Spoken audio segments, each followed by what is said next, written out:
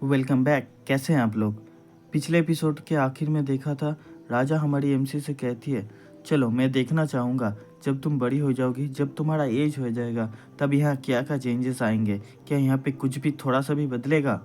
अब इस चैप्टर की शुरुआत में राजा हमारी एमसी से कहती है, ज़रा अपनी तरफ देखो, थोड़ी सी चिमटी काटते ही तुम्हारा गाल कैसे सूज गया है। जो सुन राजा के पास में खड़ा हुआ उसका यूंश कहता है, योर मैजेस्टी, राजकुमारी सिर्फ अभी 7 साल की है, इसीलिए इनका स्किन अभी ऐसा है। जिसको सुन राजा कहते हैं, देखो तो इस छोटे बच्ची को, ना ही सिर्फ ये बदसूरत दिखती है बल्कि बहुत ही ज्यादा कमजोर है। ये सब बोल के राजा यहाँ से पीछे मुड़ के जाने लगता है। उसे जाते हुए देख छोटी बच्ची सोचती है, क्या मैं बच गई?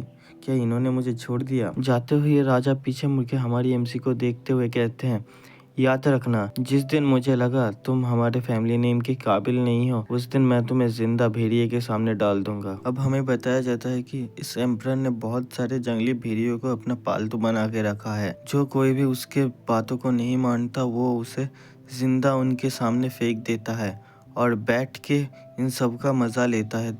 ये सब सुन हमारी एमसी इतना ज़्यादा डर जाती है, वो मन में सोचती है, मैं किसी भी भेड़िए की खाना नहीं बनना चाहती।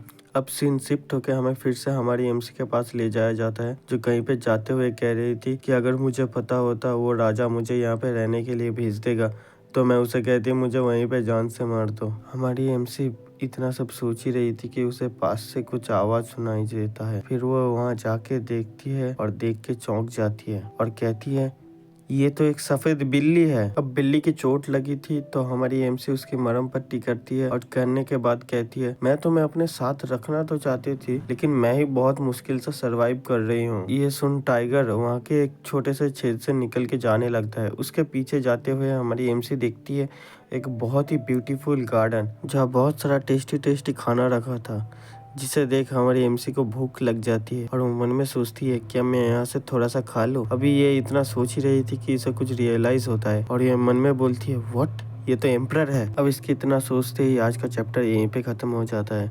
आपसे दोबारा मिलेंगे नेक्स्ट चैप्टर में।